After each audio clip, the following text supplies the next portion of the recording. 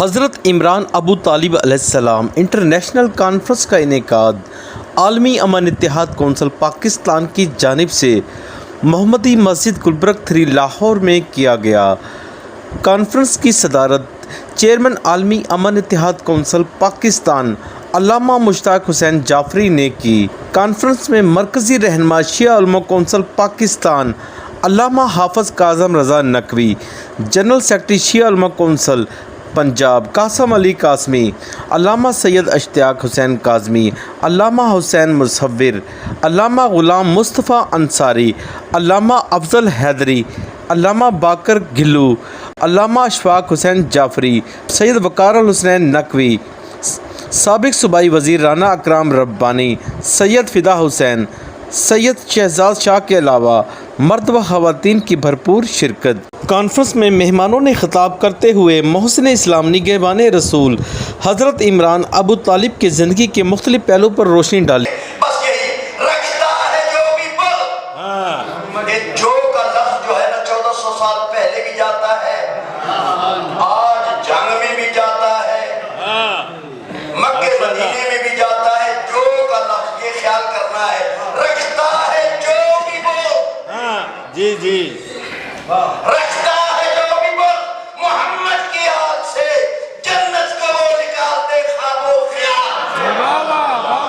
اس پاکستان کے مسلمانوں کا موڈ ہے، یہ جب جی چاہے ہمیں مسلمان بنا دیتے ہیں، جب جی چاہتے ہیں ہمیں کافر ڈکلیئر کر دیتے ہیں، ہمیں ان کی کسی بات کا ہی دکھ نہیں دیتا۔ اس موقع پر علامہ مشتاق حسین جعفری و دیگر نے میڈیا سے گفتگو کرتے ہوئے کہا کہ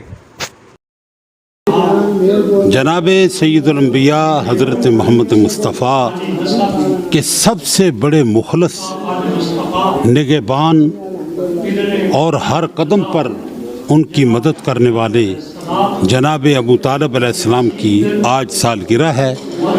آج روز ولادت بسعادت کا ہے، جس میں ہم تمام محبان محمد و آل محمد کو مبارکباد پیش کرتے ہیں۔